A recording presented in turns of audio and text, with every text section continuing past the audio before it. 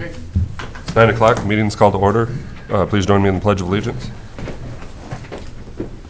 I pledge allegiance to the flag of the United States of America and to the republic for which it stands, one nation, under God, indivisible, with liberty and justice for all. I'll close this door. Thank you. Are there any additions or corrections to the agenda as presented? Mr. Chairman, under the consent agenda, item number 3, please change the dates of the auditor's warrants. Instead of 8/2/19, it will be 8/1 of 19. And then the one that says 8/9 of 19, change that to 8/12 of 19.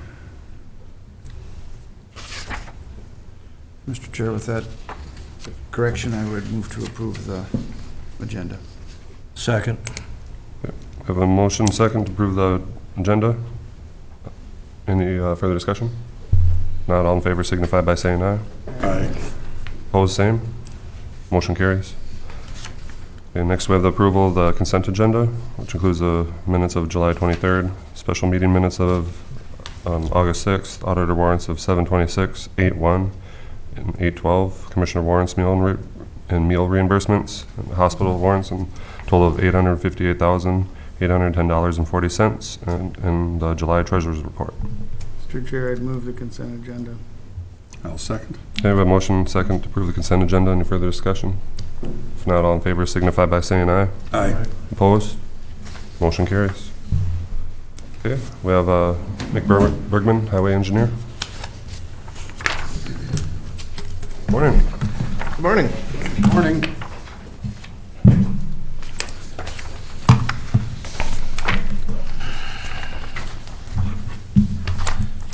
All right, first up, we can start with project updates, and I actually have quite a few this time. So, first one is our 2018 box culvert contract. I have it on the agenda later today to approve final payment. That work's complete now. Next update is our 2019 box culverts. That construction is supposed to start Thursday now, we're hearing, so it'll be this week. So that's good. Next update is for our Etna Township box culverts. Culverts are installed. They were working on seeding yesterday, so that one might be complete now. I haven't been up there today, so. Next update is the 2019 overlays. Everything's complete on that project except the white edge striping. We make them wait on that because sometimes when they do the shouldering, there gets a little bit of some of the fine material right on the edge of the pavement. So if you'd paint it, it'd probably fall off right away. So we don't want to pay for it if it's not going to last. So we make them wait with that. So that's all they have to do to complete that project. Moving on, the courthouse parking lot. I see they're out there doing some landscaping today, so that's... They started yesterday. Did it? Okay. Gotcha. So after that, they'll have to seed it. I've talked with our sign guy. We have to do a little bit of sign work out here, then I think it's pretty much done then, so probably a little bit of cleanup. Will Martinez be seeding that as well? I'm not sure who's doing it. Do we have to do that? Or Double D, or I don't know who's responsible for that. It's in... Wayne we'd have to ask Wayne about that. Yeah, I believe it's in the contract, so whoever they pick, it doesn't matter to us, but I'd have to confirm that though. In regards to the seeding too, and you mentioned earlier in your other report as well too, is the time of year getting to be close to when we should or shouldn't be seeding? On something Hard to little, say with the weather, yeah. it is, but on something little like this, I just do it.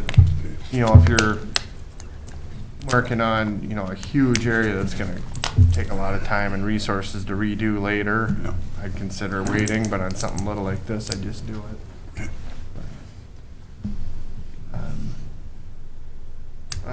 The next update I have is for the last project on the second page. It's our replacing culvert 5130 on County Road 2. That's the federal project. We got approval from the state to award it, so I have that on the agenda for a little bit later to officially award that. Then my next update is on the last page. That's the road project around Indian Lakes. We let that culvert last month. I contacted Fish and Wildlife. They're still not done with their review stuff or whatever. But he assured me that things are moving along well, taking a while, so I don't know if They that's forgot it. Yeah, I guess, but, so I talked with the state some too, to make sure we weren't gonna get in trouble by pushing this back, because it is a grant, sometimes there's timelines, and our state, area engineer talked with someone at the Capitol or in St. Paul, whatever, and they thought it'd be best due to bituminous prices if we waited to let it till February. So that's my recommendation. I think it'll be cheaper bituminous then, and they said there's no problem with that as long as we have a completion date of next year, so we'll probably have that September 1st or something, we'll say everything has to be wrapped up, so I guess that's my plan with that then. That's it for project updates. You know when they're gonna do the culverts on that? It'll be late because we can't get them, the this year, and I'm not really sure why. If everybody down here is kind of in the same boat as us with the load rating, I never really looked around, but Could it be anything from damage from the storms we had in March, April, flooding, that type of thing? Could that have- I could see that being. I don't know, just speculating, I don't know. Right, I could see that definitely playing a part in it, if you got an old bridge that gets a bunch of damage to it, why are we gonna stick $10,000 into repair on it if it was gonna be replaced in 5 years anyway, so it probably sped some of that stuff up, but. Sure can't be from the influx of new funding. Yeah, I don't think that's it. I mean, Minnesota, we had, 79 million in damage from, Is that what it was? it was a huge number overall, and I would think that might put a burden on some of these, Yeah. companies that maybe replaced metal culverts and wanted to do concrete now or something like, who Yeah. knows? No, I would imagine that probably has So we something had, to do with there's it. a lot of FEMA dollars. Okay, that's all I had for project updates. Did want to talk with you a little bit about the crushed concrete from the school here across the street. We haven't got a number from him yet. Right now, I think he gave us, it was 10 loads to try out. Then he wanted to trade load for load topsoil for that crushed material, but we don't have that to give it to him. We have some other stuff that we're gonna do some trading with him on, we'll haul a load of that big stuff out and give him a load of fill back, so. I don't know a quantity on that, we wanna make sure we have enough of that saved back for us if we need it, but, so that's where that's at. I still don't have a number from him, but.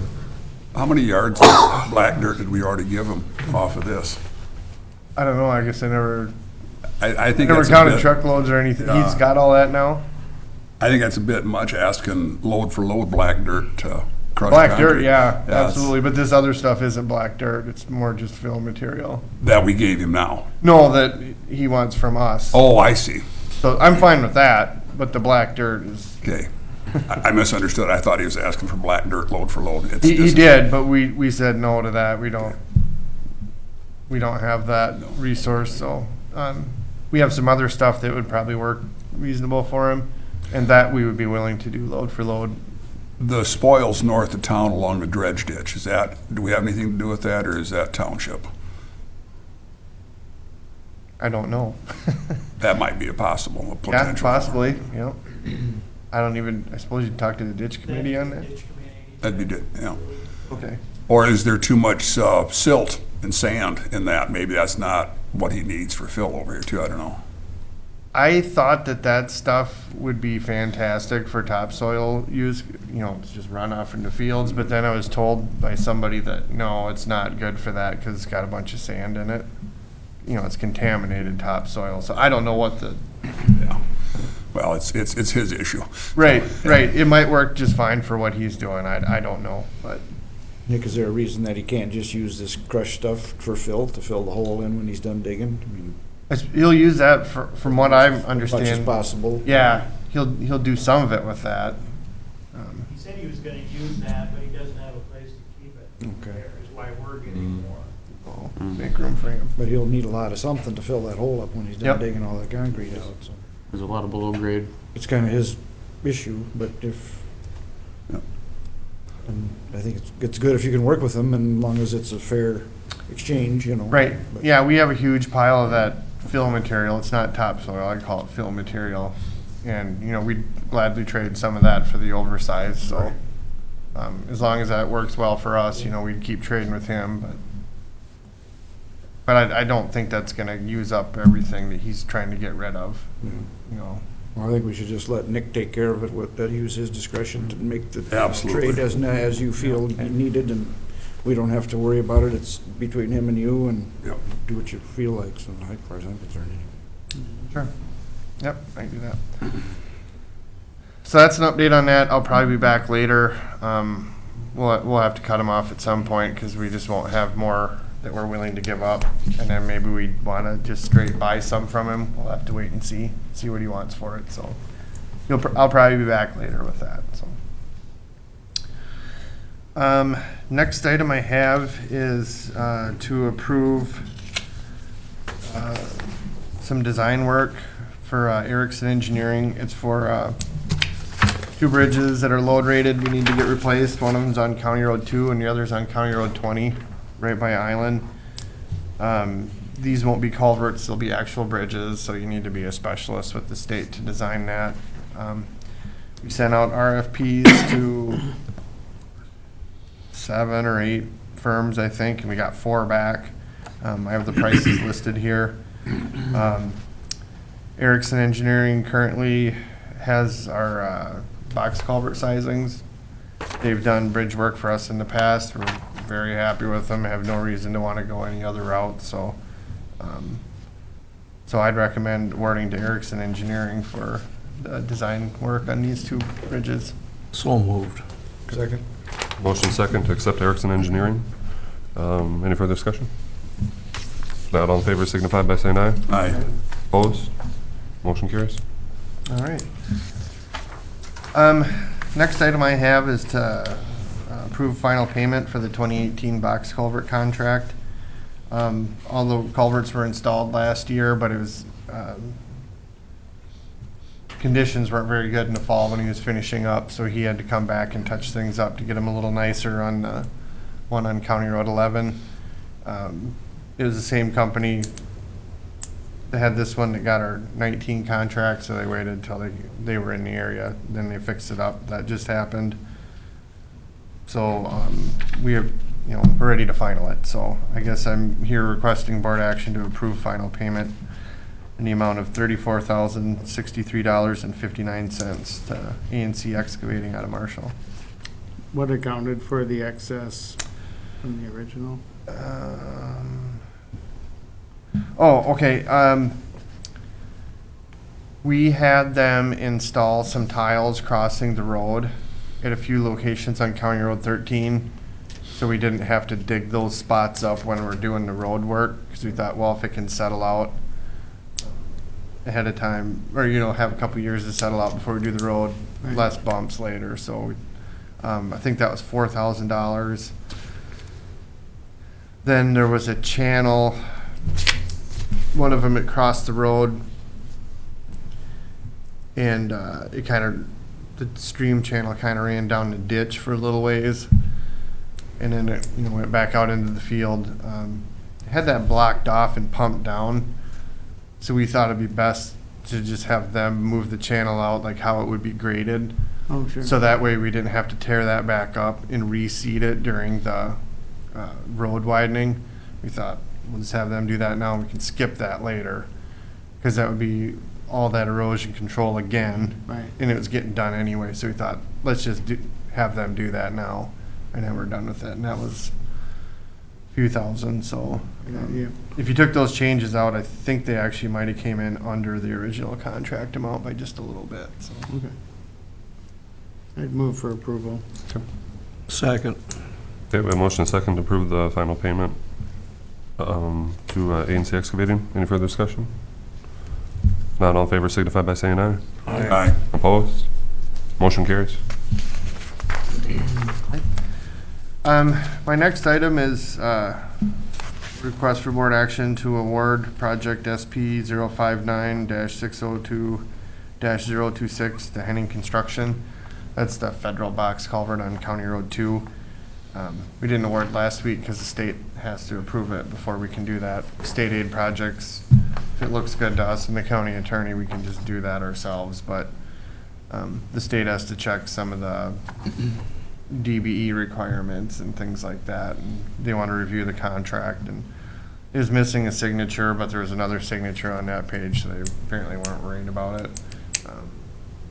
And they gave us clearance to go ahead and award, so. So I'd recommend awarding to the low bid from Henning Construction Incorporated for $429,834.75. So moved, Mr. Chair. I'll second. I have a motion second to award Henning Construction, Inc. Any further discussion? This is the one that we can't have a snowplow go on? No, this one we can. That was last month, that one on County Road 3, so it's just a few miles east of there is the one that snowplow can't go on. Oh, okay. There's a bunch of them that are actually have snowplow issues, but we're working with them to try to, I think we'll get approval if we don't exceed a certain speed with our trucks to go over them, but, so, we're trying to make sure we can plow everything normally. Nick, just refresh myself and anybody watching, how'd this become a federal or a state project? Is this a different type of road? Okay, Dave, this started back with Dave, so I'm gonna do my best to explain this here, but, I believe that it's a BROS grant, BROS. That stands for Bridge Replacement Off System. So it's like federal money that's going towards these smaller roads, you know, not just interstate highways and big, huge roads like that. We got asked to use this money because they want to show it being used like down here, you know, out in this In a area. rural setting, kind of. Yeah. And I think Dave agreed to do that because we've gotten quite a bit of like special funds from the state. You know, we have a lot of bridges in our county and they've treated us well. So he wanted to, you know, help them out and accept that, but it was a lot of work. You know? Are there any more of these bridges in the county, or is this the only one? Well, you can use that funding on a number of different bridges. Okay. Like, for example, that the one by Island that we actually just awarded the contract work for, that one is eligible for Okay. this funding. But it's eligible for other funding too, and I'm gonna pursue the other Whatever you ones apply first. for. Yeah. Okay. Yeah, I'm definitely gonna pursue the other ones first, so we don't have to go through this again. We had Fish and Wildlife involved, we had the endangered species specialist at the state involved, and that's what drug on forever with this one, you know. One says, yep, that looks good, and then they send it on to the next, and they say, oh no, we don't like that, change it, and then it starts all over again, so definitely want to avoid Now, that. recently, they've mentioned that they're relaxing some of the rules with endangered species. Will that I hope so. affect road projects any, or? I hope so. I know there was some arguing a while back on, or negotiating, whatever you want to call it, on something with how they defined wetlands and ditches. So maybe I think that's kind of going our way a little bit, so. We haven't noticed anything in our permitting yet, but that stuff probably takes a while to get implemented, so. All right. so. Okay, we have a motion to second. Is there any other further discussion? If not, all in favor signify by saying aye. Aye. Opposed? Motion carries.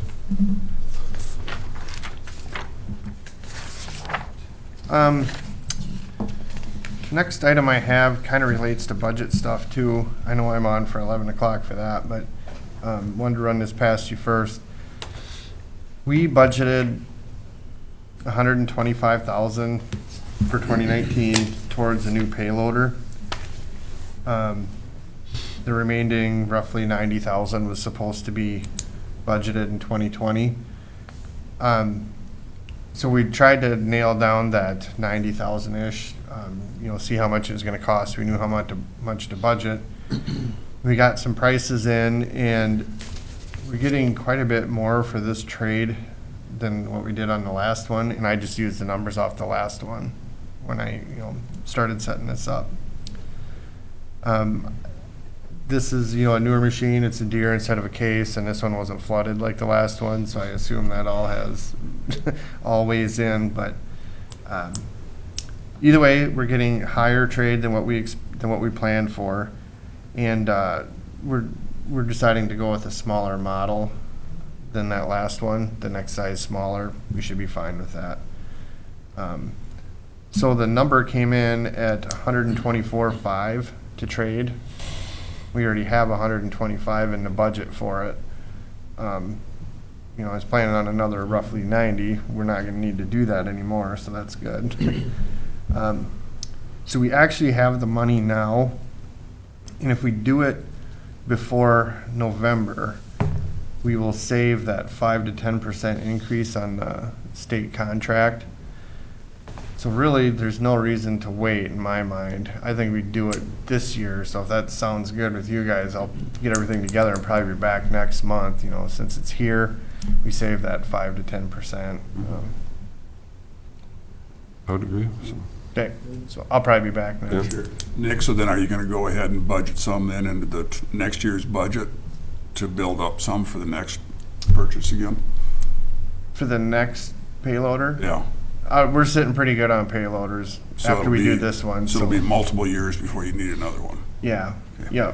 So there's no sense budgeting anything yet now to build up a. Right, that 90,000 just is not going into my budget, because I think we got it here, so. All right, so I'll probably be back next month then with all the final numbers and everything to proceed with that, so. You'll still have more than one bid for us to look at though.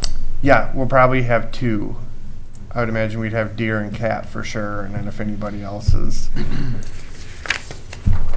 maybe there'd be a third, but our big players are cat. So we have at least two. Yep, yeah, there'll be at least two, yep.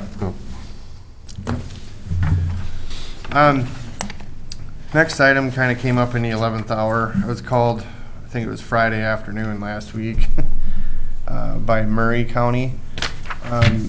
They think they might run into a scheduling problem on their overlays. There's one of their employees is likely going to be on leave around the time that their overlays start, so they're short a person. We're asking if I thought we had somebody available that can maybe help them out, some type of, they pay for it, obviously. Said, yeah, it might work out for us. So what's included in your packet was the agreement that we have with Lincoln County, and I just switched the names on it to Murray County. I think it'd be good to set this up. If we need somebody, they can send somebody over here. Likewise, we can do the same for them instead of hiring a consultant for probably time and a half, whatever that would be. So if any of you remember, this is the same agreement. If you remember the Lincoln County one, I literally just copied it and switched the names. But wasn't that specifically for engineering and not for That was a labor? different one. Oh, there was two different ones. Yeah, in there Lincoln was County. two. Yeah, there's one for the engineer and one for, Labor. yeah, kind of everything else. Yeah, we've used the one with Lincoln County. It worked out great. We ended up having 2 or 3 jobs going on at the same time, and they happened to have someone available. So. And then as far as his commuting back and forth, then who pays the mileage or the time for the individual when he commutes? I think it says it's we bill all expenses. So. Transportation's under the charges to request and party.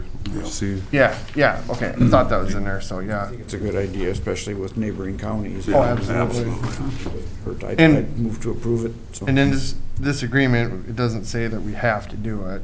That's up to us if we. If you have to have the person available too at the Yeah. time of the Might not request. have worked out that we have the person. I'll second Bruce's motion. okay, we have a motion second to approve a mutual aid agreement between Pipestone and Murray counties. Any further discussion? Just clarification, and so as far as the time though, it's from normal starting time here, so it doesn't involve overtime, or if it does, they pay the overtime. Yeah, we'd bill whatever it Whatever costs the hours us. are, whatever. Yeah. Okay. Yep. And this one actually works out well because the pit's in Pipestone County. So it's So we actually use closer to that us than it anyway. is to them, so. Any further discussion? If not, all in favor signify by saying aye. Aye. Opposed? Motion carries.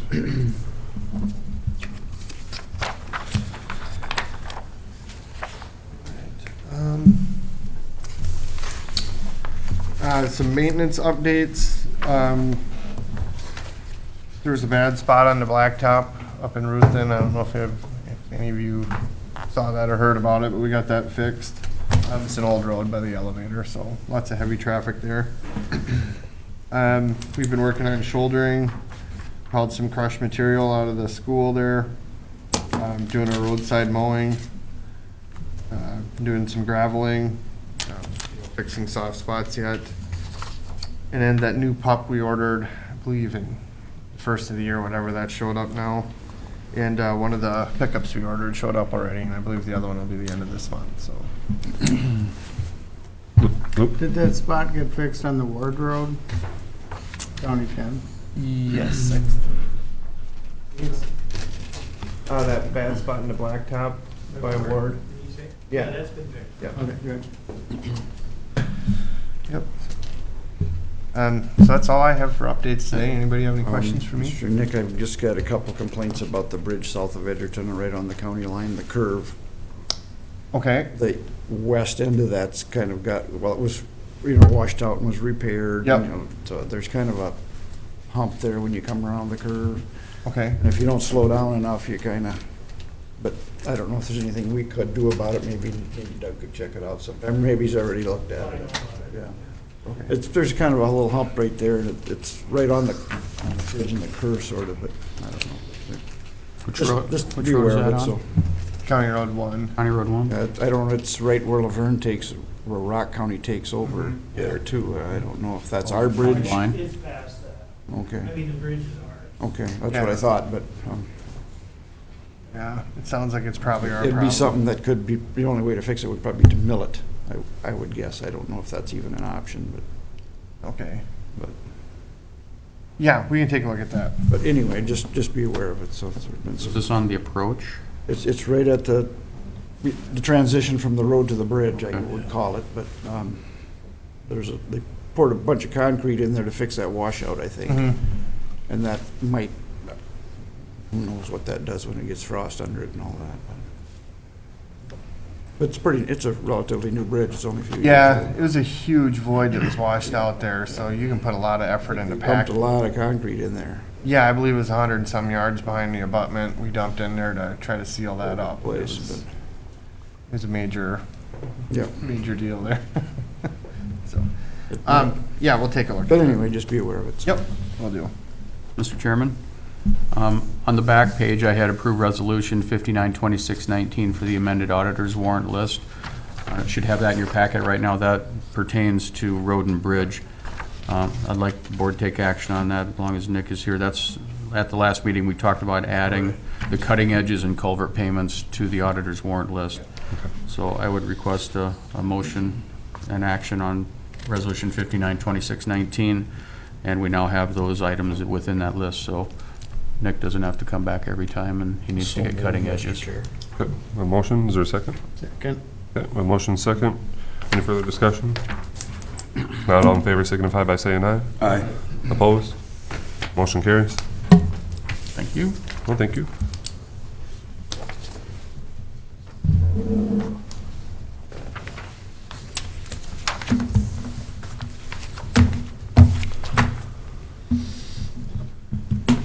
All right, any other questions for me? Otherwise, I think that's it for me today. Okay, thanks. Be back for Back part at two. 11. Yep, see you back later for the budget stuff. All right. Thank you, Nick. Thanks, Nick. Yep. All right. Next up, we have Auditor Treasurer Tyler Reich, home tax abatement, public hearing for Sandra Burke. Morning, Tyler. Morning. So since we technically do have to wait till 9:30 for the public hearing itself, 1 minute. It's add that other one 9:29. on there. What's that? Do you want to add that other one to the agenda, get it approval for the meeting? Sure. Yep, okay. I did get another application for an Andy Medetsky. This is on parcel 04.0280500. I don't know if the information was included with the packet or not, but I'm looking for an approval to have that public hearing set at 9:30 on August, the second, the 27th. 27th at 9:30. I can get you guys the information on the actual abatement if you actually want to know some more information about it. The abatement estimate was right around $1,000 per year. So just looking for approval to actually set the public hearing for that one. Mr. Chair, I'll move that we set public hearing for Andy Medeski for August 27th at 9:30. Second. I have a motion second. Is there any further discussion? Not all in favor signify by saying aye. Aye. Opposed? Motion carries. Awesome. Thank you. Good. So got a couple minutes. I don't know if you have any other questions or if you just want to go or. I have 9:30 on. Perfect. Perfect timing. All right, so this is the public hearing for the abatement estimate for Sandra Burke, parcel number 12.002.0100. The annual estimated abatement was roughly $1,030 for a total abatement of $3,090. So I'm just looking for the actual approval of said abatement. I'd move to approve, Mr. Chair. And I will second. Okay, we have a motion second to approve the abatement. Is there any further discussion? If not, all in favor signify by saying aye. Aye. Opposed? Motion carries. Thank you. Thank you. Anything else or no? Good to go? Perfect. Thanks, gentlemen. I'm really pleased with how that abatement program is working. I think it was good we decided to extend it too. Yep. All right, next up we have Christy Apple, information on the Veterans Memorial Committee. Good morning. Good morning. Hi. I have no new information. I just want to let you gentlemen know that we are still interested in a piece of property at the old Central High School. Our intention is to build a very quality, nice memorial for the city of, or for the county of Pipestone. We're still doing research on costs. Our plan that we had is not set in stone. It's changed because if we don't have the area that we want for a big one, we'll scale it down to fit the needs of you and us as veterans. We are looking for an okay. We're looking for a yes or a no from the county commissioners, so we can proceed. So I just want to let you know that we're still alive and well and we're still working on it, a memorial. So that's why I'm here. Do you have any current questions for me? Mr. Chair, I do. Okay.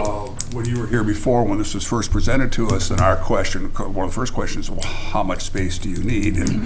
And that I think at that time you were asking for a fairly large piece of land, if I'm not mistaken. Well, that was with the big memorial also. We have looked into some costs on the Eyes of Freedom that we looked at on a memorial, and it's big bucks. We can't afford $1 million. That's just too much. Nor can the people that donate. You know, that's a lot of money. Well, and on that same vein, there's certainly value in that piece of property, and we really can't afford to tie up a big piece of property for this either. Because one of the hopes is to be able to get that property back on the tax roll so we can start getting some levy money back off that again. Sure. Yep. County's got to make money too. Yes. Yep. And until we have, we as the county can't individually develop a piece of property because, you know, it's not plotted or anything else. So there's a lot of work that's going to have to go into just how that is utilized. And so many of those are unknown. I don't know if we're in a position right now to make any kind of commitment to you at all. Okay. On whether there's a big piece, a small piece, or any piece of land over there. We don't know what that end use is going to be. So I just didn't want you to put a lot of work into this, and we wouldn't want to disappoint you in the future, but we have to look out for the best interest of the taxpayers too. And I agree. Okay. And it's not going to be as large as what we intend, you know, we started out. Okay. It might help us out a little bit too. We knew approximately how much you needed and where we could fit it in. Yeah. All right. We'll do some work. We're thinking the south end, you know, so the rest can be developed to meet your needs also. And my understanding is Central School people want a memorial There's been some for discussion that. there. I've Yep. heard, I don't know anything, if We have not acted on that at this Okay. point, but there has been a memorandum of understanding written by Jim O'Neill, because he's the class of 64, I believe, something like that. Okay. And that hasn't even been presented to us at this Okay. point, so there's been no decision. But the concept of that was with the eventuality that the high likelihood that someday there'll be some type of government building over there, that with that development of that government building, whatever it might be, whether it's city, county, or whatever, or social services, I don't know what it might be. Okay, But that maybe in the front yard, they could have a little small sign with that original Pipestone school on top of it, incorporated into that, but not, again, the same concept. We don't want to tie that property up by allocating a chunk of property for memorial. That if they can have a sign, part of another part of a project there. So that has just been a concept, and there's been no action taken on that. That's Okay. just all in the conceptual stage now. The city hasn't acted on that memorandum of understanding. It's not even been presented to us at this point. It's just Okay. all tentative at this point. all right. Okay, well, we'll be back. All right, thank you. Thank you. Thanks, Christie.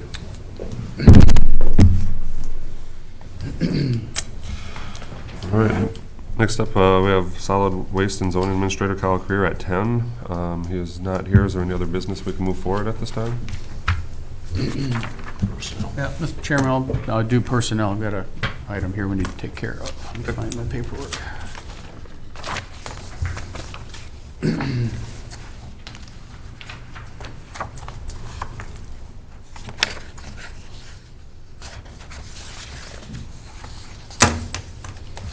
Pass them down.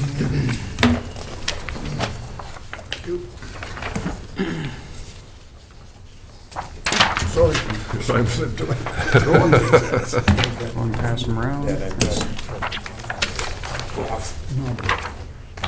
Are these all the same? I guess you get the extras. I got Chairman and board members, this came about on a request through the Sheriff's Department, and what's precipitated this, why we're talking about this, is that got two members of the deputies, Derek Clark, Cole Nordmeyer, are still working as part-time deputy sheriffs for the county. They're also full-time EMT paramedics for the ambulance service in the county as well. They are both interested, and the Sheriff's Department is interested in keeping them on to fill in when they need to, either as deputies or dispatchers, whatever the need may be, to help in their office when they're short of people due to vacation, sick, if someone leaves, that type of thing. Both of those are in the PERA Police and Fire Fund right now. And as they're moving to EMS, they would also be in the coordinated fund. So we don't have anything on file that would allow us to have a dual role. So we proposed as resolution, we got this from PERA, this is not abnormal that they do this. It's called a public employees member transfer, so that they can actually draw PERA or pay PERA for their part-time deputy and also into the coordinated fund.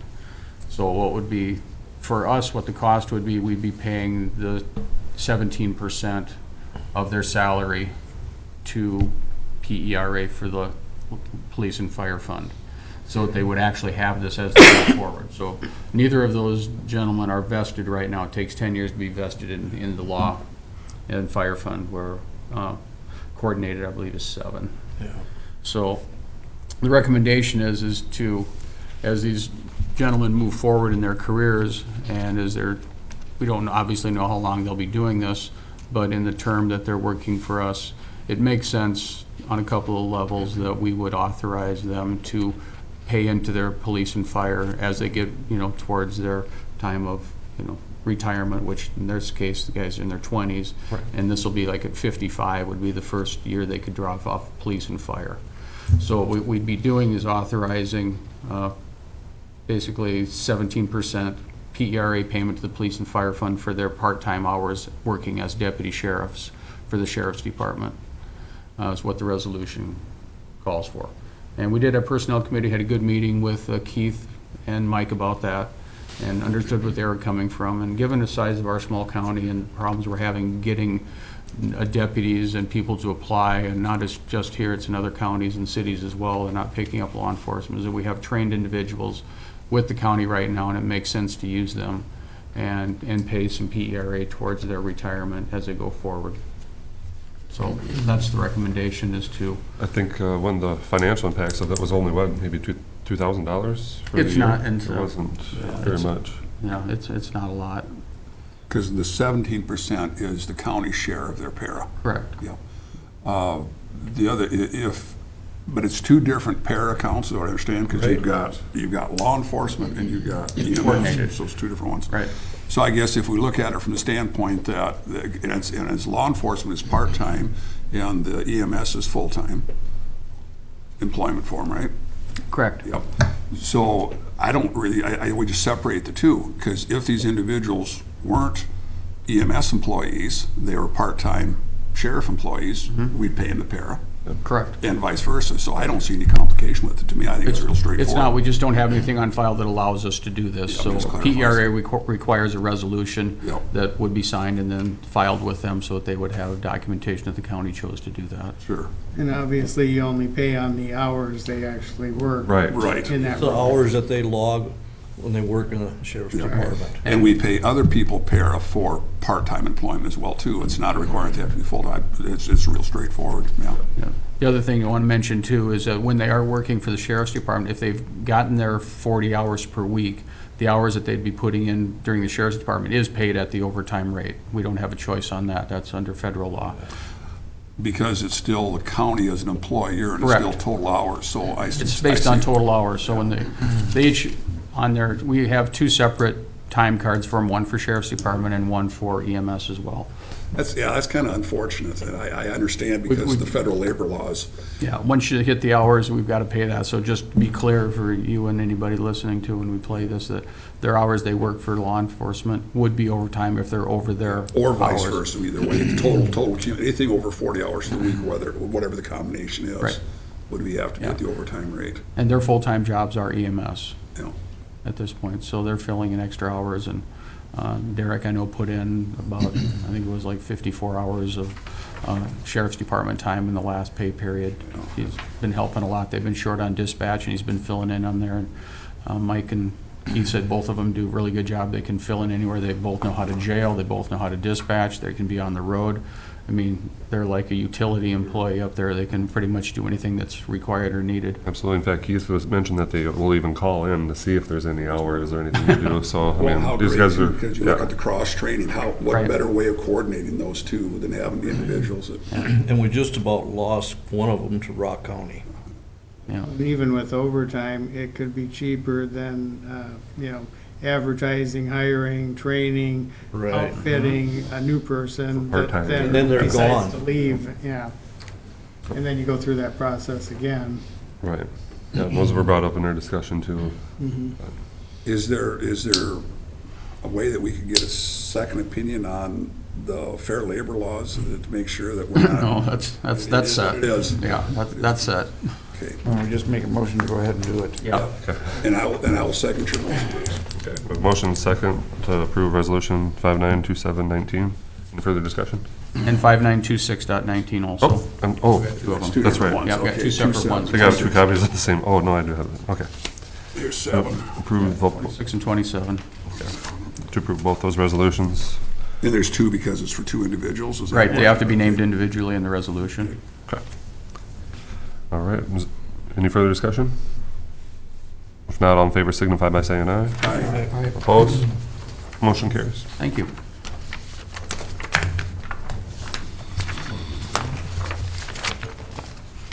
Still got some time. Mr. Chair, we can do the Career Force Day proclamation. There's no one coming for that, so we'll dig down a little bit further in there. Carrie Bendick sent this last week. If you remember, it was several months ago. We were going to do this. They canceled it. They were working on this program, and it's going to be now called Career Force is going to be the new program. I think Les, you're a representative on this, aren't you? Yep. Okay. Yeah, they changed their name, Yep. is what they've done, to make it uniform across the state. So what they're requesting is a proclamation by Pipestone County declaring September 19, 2019 as Career Force Day. Draft proclamation is attached. Lots of whereases in that. And They're not asking for any money. nope, No, nope, just proclamation. Should these people be paying Les's per diem when he goes to their meetings? Yes, they do. Oh, good, that's the way it should be. There you Shouldn't go. have to pay for every damn thing that comes along. I think we should look at our whole program and see how many other companies, other entities should be paying our per diems and mileage to for their meetings. There you go. I mean, we're spending a lot of money just running all over the country here for, Yes, but you are. anyway, that's another discussion. This is a And along- good topic of discussion to have. Of course, did that though, some of those organizations would need more money to operate. Well, then they better generate some more money somehow. It's expensive. Mr. Chair, on page 3, just for yourself and the public that might watch this, there's going to be an open house on September 19th, Thursday, from 10:30 to 10 at the 3 locations for Career Source. One is at the Government Center in Marshall, another one is in Montevideo, and the other one is the Government Center in Worthington. So everyone's welcome to come to that too for the open houses there if you want to go up to that. I don't know if that corresponds with a meeting that day or anything with that or not, but that's on there too. So Thursday, September 19th, 10:30 to 1, either at Marshall, Montevideo, or Worthington. So, Mr. Chair, I will move then the wording on the second page, then the proclamation for county, or Pipestone County proclamation for the Career Force Day. Now, is this going to be an ongoing, or is this going to be a one-time? One time, I think. Okay. So then that proclamation then will be for the open house September 19th. Okay. Do we have a second? I'll second it. Okay, my motion is second. Approve September 19th as Career Force Day by the proclamation by the county. Any further discussion? If not, all in favor signify by saying aye. Aye. Opposed? Motion carries. Mr. Chairman, I'll have you sign a copy of that. We'll get that to him. Thank you. Yep, no problem.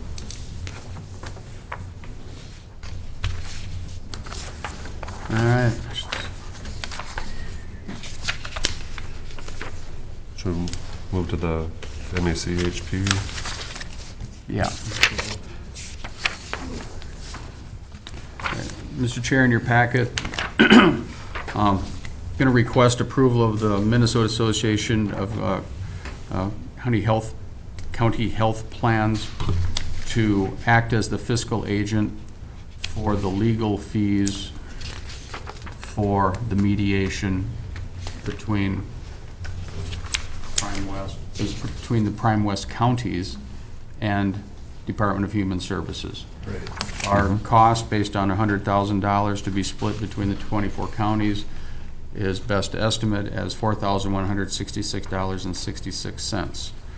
So I'd request a motion to approve MACHP as the fiscal agent and understand that our county share of this is $4,166.66. Sure, I'd make that motion. Okay.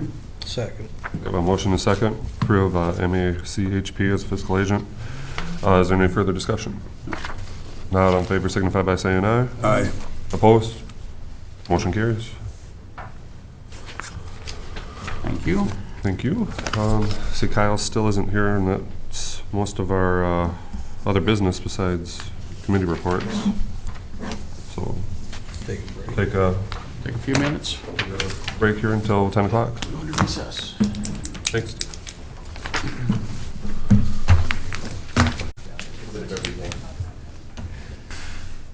Okay.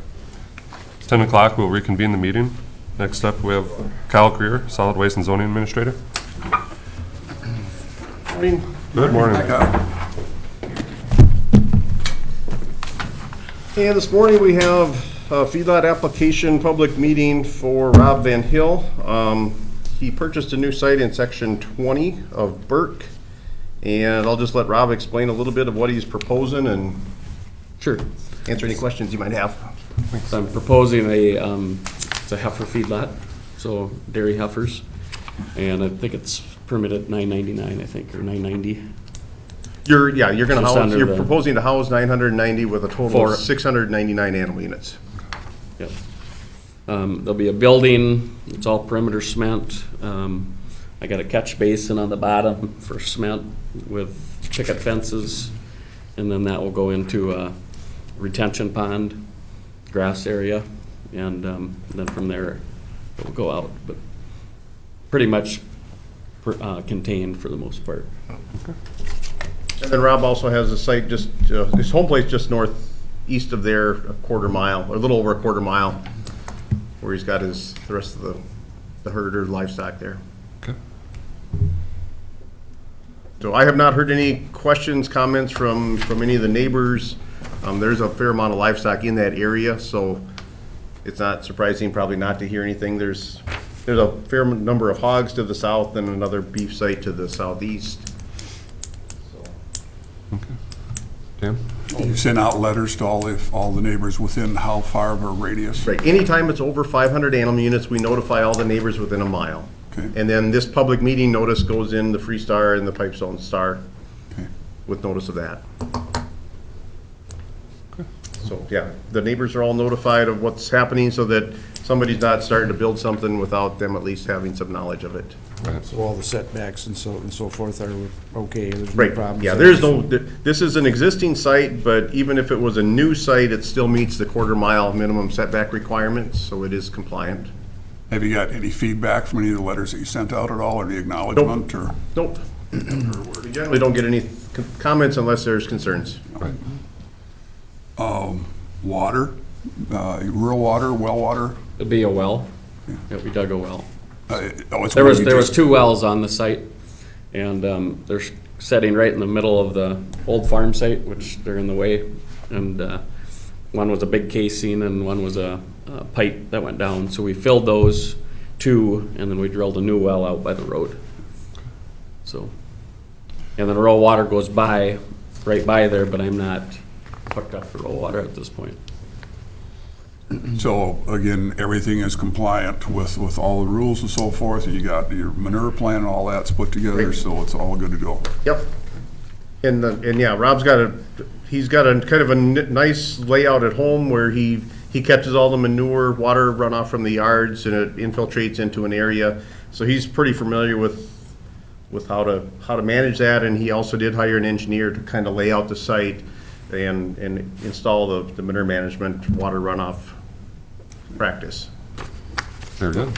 Well, Rod, good luck. Thank you. Well, and thank you for your capital investment here and the growth and so forth. We appreciate that, and we also appreciate doing things according to the rules. Okay, thank you. Thank you. And I don't think there's any public comments, are there? Nope, doesn't look like it. Thank you for the information. Thanks. Good luck. All right, next up, we have Renee Shook, that Veteran Services Officer.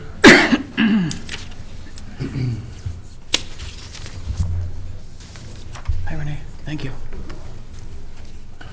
Good morning. Good morning.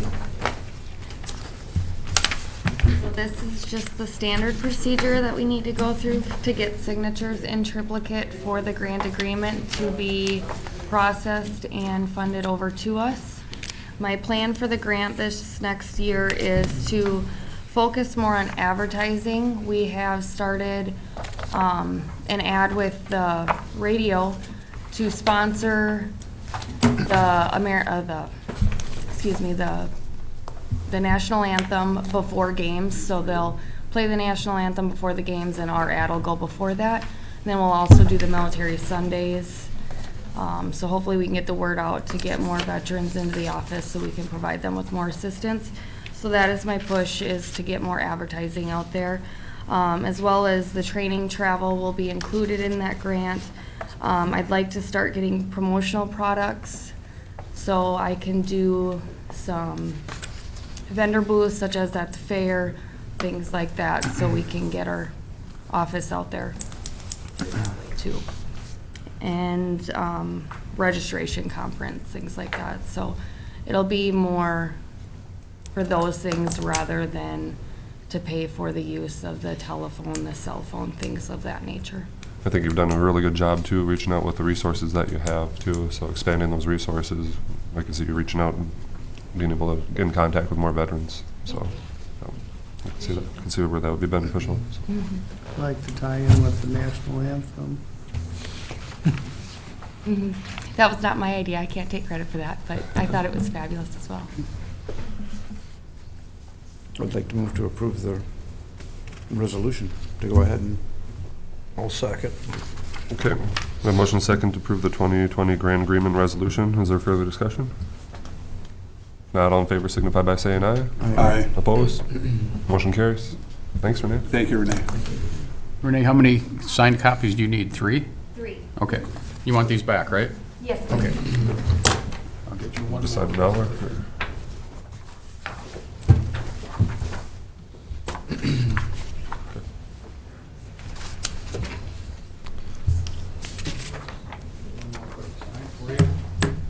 Got a minute here. Sign one, I'm gonna go make one more.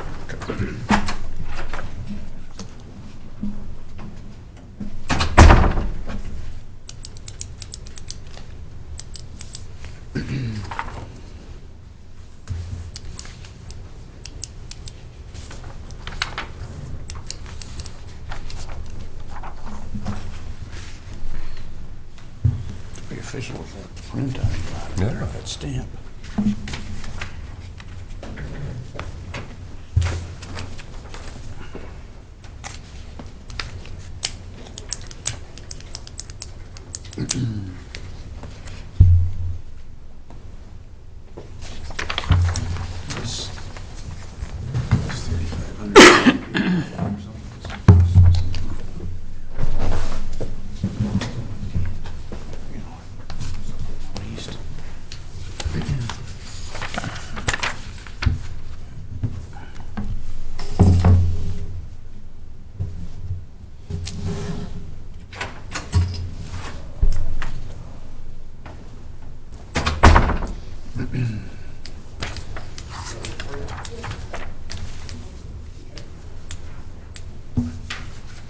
Mr. Chair, 2 more signatures, please.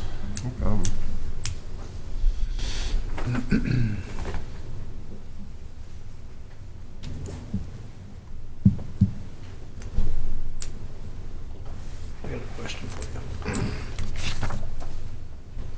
Don't you ask for the city cemetery? We've got a veteran. Bless you. That's home in order. But he belongs to the Hardwick Legion. Jasper Cemetery.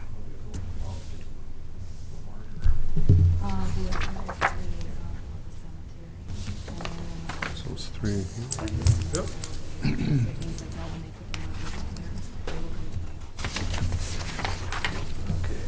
Because there's no marker there at this front.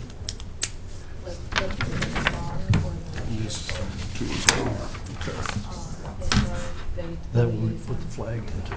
Yep, the liaisons. Okay. We'll check on that because last spring. I know so much about it. I was in the same room with my father-in-law. And I was surprised when he passed. Thanks, away. Steve. He buried Jasper. Yeah, just, We'll keep tabs on it though. yeah, just let me know.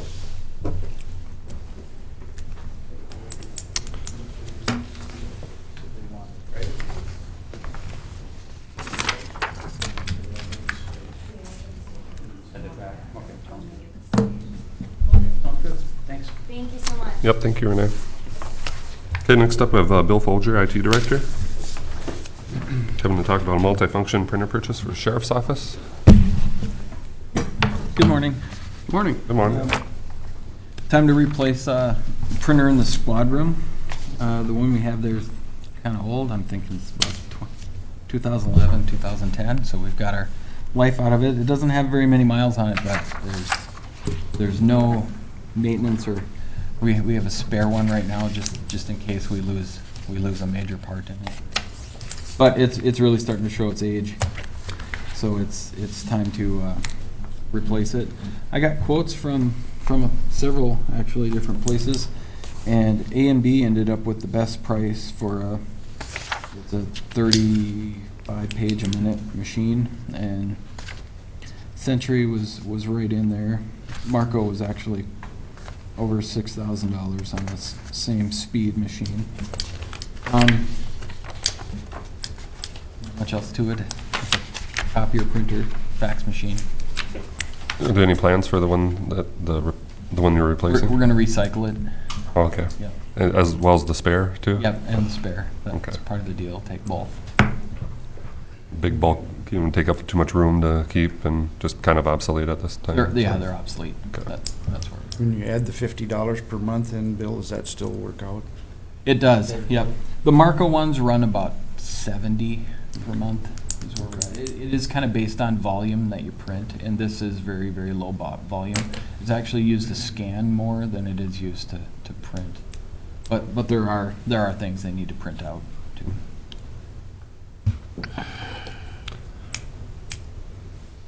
Go for approval. Okay. Low bid. Low bid from A&B Business Solutions. Okay. I'll second the motion for A&B. Okay, we have a motion second. Is there any further discussion? If not, all in favor signify by saying aye. Right. Opposed? Motion carries. All right. Thank you. Thank you. Oh, and just quick, Bill, was that coming out of the sheriff's budget then? This is my budget. Your budget, okay.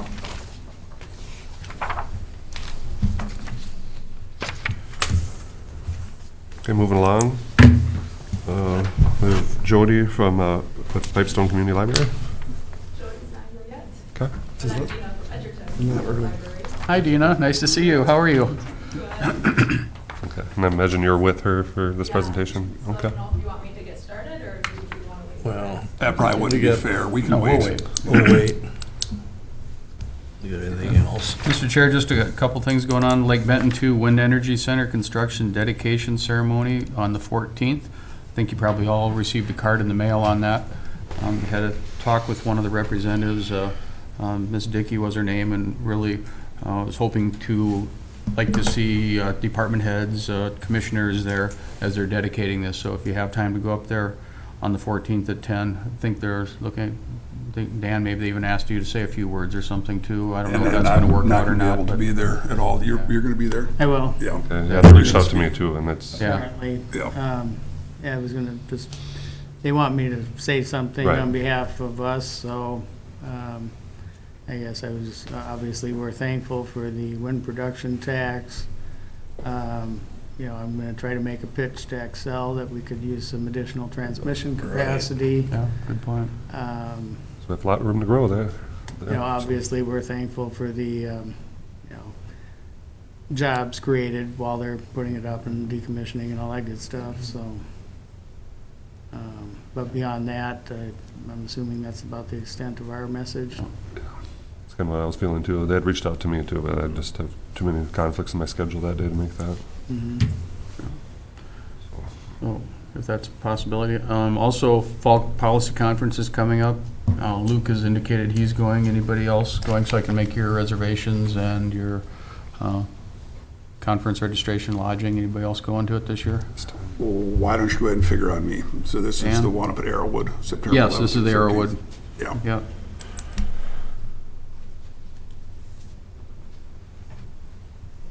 Okay, Dan and Luke, I have going, fine. I'll go ahead and get that set up. Okay. The only other business we have is community reports, but I don't see any sense of getting into that right now because Jody could show up any time now. So. She had told me 10:30, so I wanted. Yep, she's on the agenda for 10:30, so. Well, maybe we could move on to community We can do reports. one. We can always stop and start on them. Okay. Start on this side this time. Throw you under the bus. Okay. On July 1st, had plant ops at the hospital. Well, kind of heard that report at the meeting a couple weeks ago. 7/10 at Southwest Mental Health. There wasn't a lot to that meeting outside of the audit. Was presented for year before. On the 11th, I had Soil and Water. Wasn't a lot of activity to report on at the meeting there. Then on the 17th, Health and Human Services, discussions about negotiations. What else was there, Dan? Is that where they talked about tentative levy? They're talking about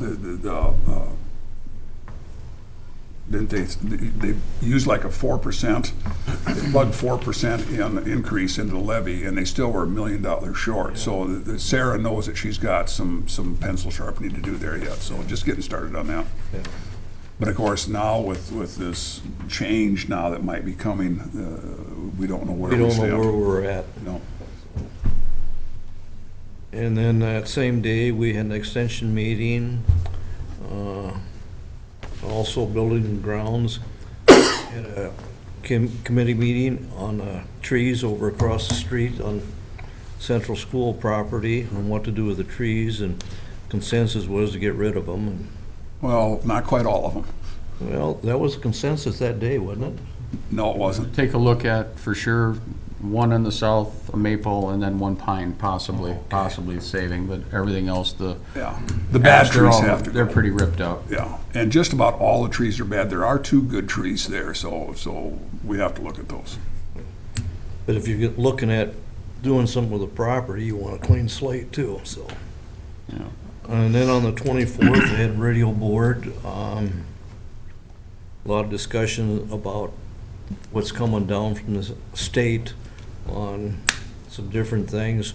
One thing, like on, I think it was 911 calls or next gen, 911. The call comes in and it's on a state highway, the highway patrol answers it,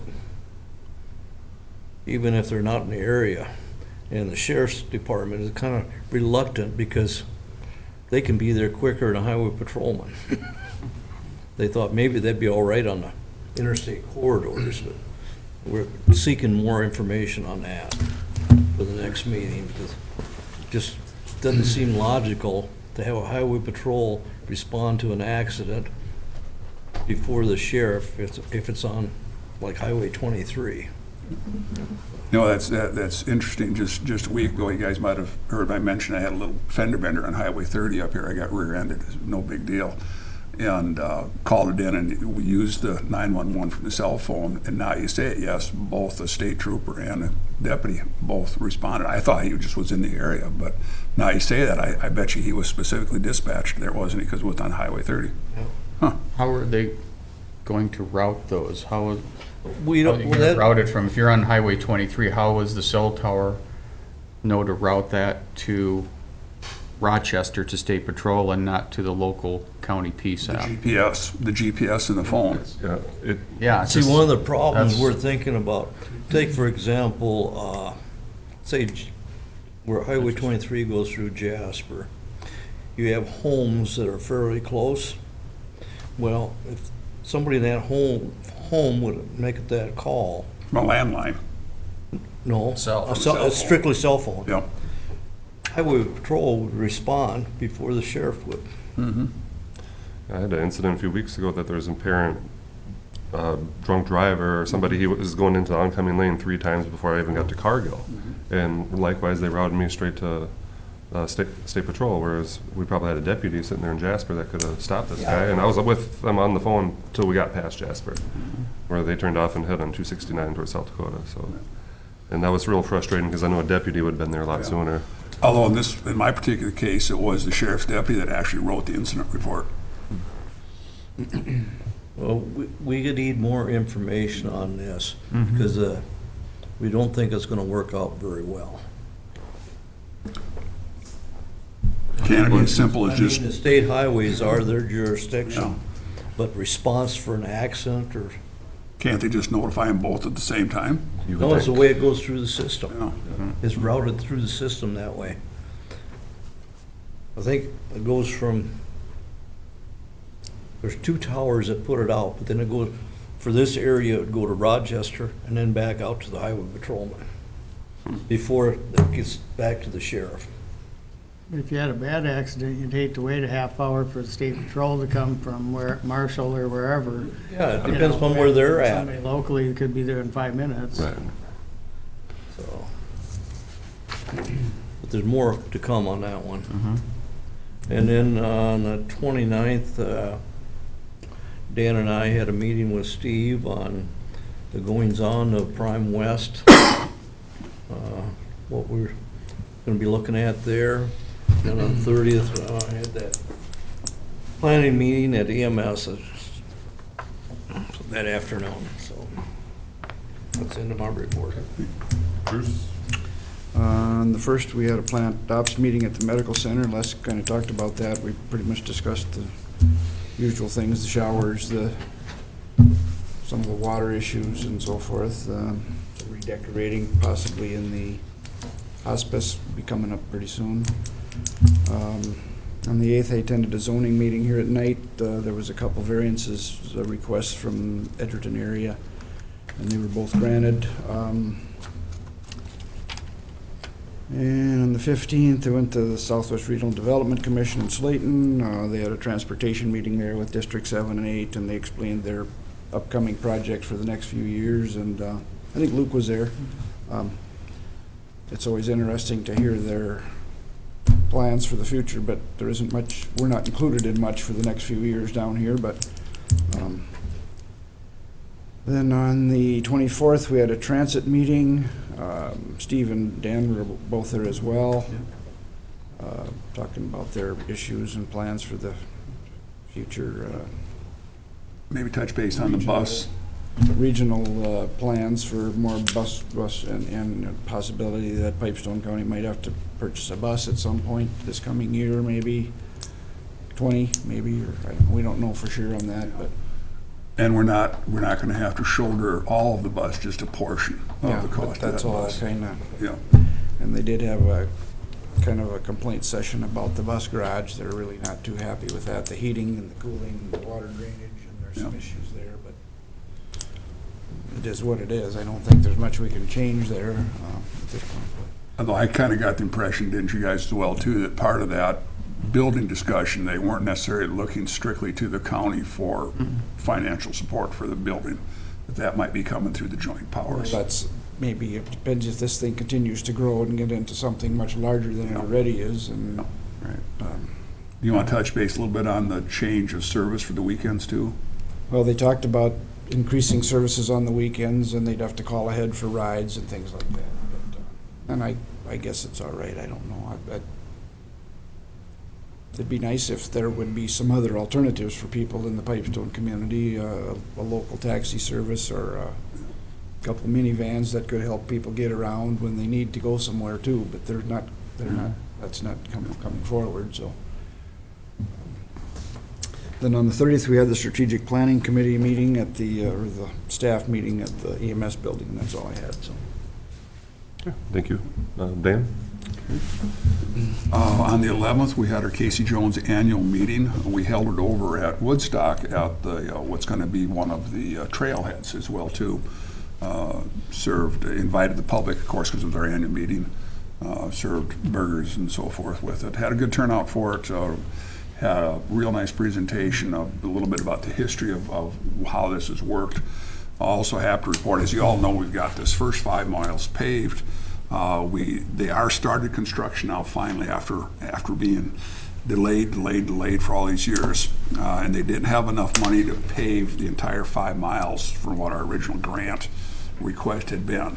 But Central Specialties, is that the contractor that's doing it? I believe so. And they have started, and they're going to be able to pave the first 3 miles, and the second, or the remaining 2 miles will be grade ready. So at least you will be able to have access then from here to Woodstock, a 10-mile straight stretch.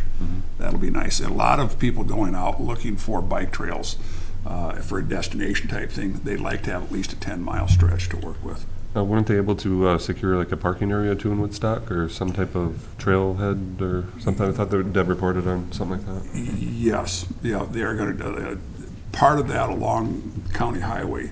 They're going to have a paved parking area in there as well too. Are they going to pave it this year, or is it just gravel this year? I think it's just gravel this year. But there was enough to get it built. A little piece in there. Yep. So. But they're not gonna pave the whole 5 miles? No. The bids came in higher than what they had bonded for, so they're going to pave the 3 miles. Yeah. Yes, again. The other frustrating thing was they also tried to put an addendum onto that because of new requirements for handicap accessibility on the trails as well too. You have to have the mats and so forth, like we've got at other intersections. There was a few other enhancements to handicap accessibility on the existing trail. So they wanted to take the money out of our new bonding to go back to make those repairs, but we were able to fend that off, so at least we can continue on. They'll have to find other appropriations to go back and make those retroactive repairs. Are they gonna maintain the existing trail? The maintenance had been out of the Blue Mound facility, but now it's going to be out of Split Rock. So the Split Rock people, but there again, funding. So we pointed out that there's a couple spots out there. We had reports that there's some potholes need to be attended to. They had a new ranger start there too who attended that meeting, and Yep. he had been up and down that trail, already pointed out a bunch of those trouble areas too, Yeah. which I was pretty encouraged to see that he took that time to do that. So. But yes, we've had numerous reports over the years and very, very substantiated reports. There's maintenance needed out there. So I'm hoping with this change that we'll be able to get some of that done. Another thing with maintenance we had some trouble with is the trailhead here in Pipestone. A lot of over-the-road truckers will tend to back into that area and spend the night, and that area is not designed to take that kind of load of trucks. Plus, of course, we don't want them in there anyway. So looking at maybe putting some decorative landscaping, rocks or something in there to try to deter people from parking in there overnight with big trucks. So. Then on the 12th, had our Southwest 18 Mental Health Consortium up in Marshall. Continuation of what we dealt with before. Again, the concerns we have with staffing for mental hospitals like we have with our Southwest Mental Health Facility here, and also the uncertainty where we're at with the federal and the state reimbursement rates for those. On the 15th, we had our Southwest Minnesota Opportunity Council annual meeting that was held here in Pipestone. Had a good turnout for that. Luke, you were there as well too. Probably one of the takeaways on that, we had an update then on our new school facility, then the Head Start school facility being built in Worthington. That is, they're still working with the final inspections on that with the fire marshal and so forth, and the landscaping. There's with any building, there's some things that need to be adjusted. We've got some of the heavy winds and rains. We had some water get into buildings. We're working on those. I think I mentioned some of you guys just in passing yesterday that the furnace, the boiler room, had been designated as the IT room as well too. It's just beyond comprehension. So now they're saying, well, we're gonna have to put some air conditioning there because that's where they got their server rack at for their cameras and security system and so forth. So I'm not sure how that's gonna go. Oh, another issue was the gas line. They put in a commercial kitchen, of course, for this, and that big gas range needs a 3/4 inch gas line. Well, they put a 1/2 inch gas line into the building. Sometimes it just makes you wonder how could these things be overlooked like that. It'll still work, it's just you won't be able to run all the burners at once. On the 17th, Les and I had our Southwest Health and Human Services in Marshall, reported on that. I don't think we missed anything on at all. On the 18th, Luke, Steve, and myself met with Kyle Creer in our solid waste and gave us a report on what we're doing here. So I'll leave that for you if you want to give an update of some of the statistics that he had there. And then the following Monday, then on the 22nd, we had our regional solid waste meeting over in Slayton, and then also our Rural Minnesota Energy Board on that same day. The Energy Board, of course, we talked about some of the same things we have with the transmission line. We need to have more transmission line here. The Energy Board has contracted for years with a lobbyist, and we met with the lobbyist, and that's so he's working on some of those issues. Also, there's always been a discussion about changing the tax scenario on the wind turbines, going from as you know now it's the production tax on it, and we always have to be aware of efforts to change that. That would not work well. So this lobbyist has been a very good asset for us there. The last one then was the transit meeting that Bruce and I had already talked about the transit meeting. Okay. That completes my report. All right, well, thank you. Thank you. We'll postpone our committee reports until our other business we have at hand. We have Jody Wacker from Pipestone Community Library here to talk about 2020 library funding. Okay.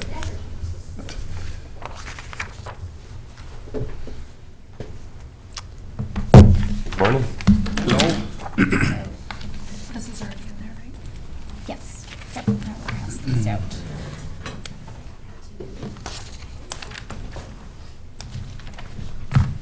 Morning, Jody. Thank you.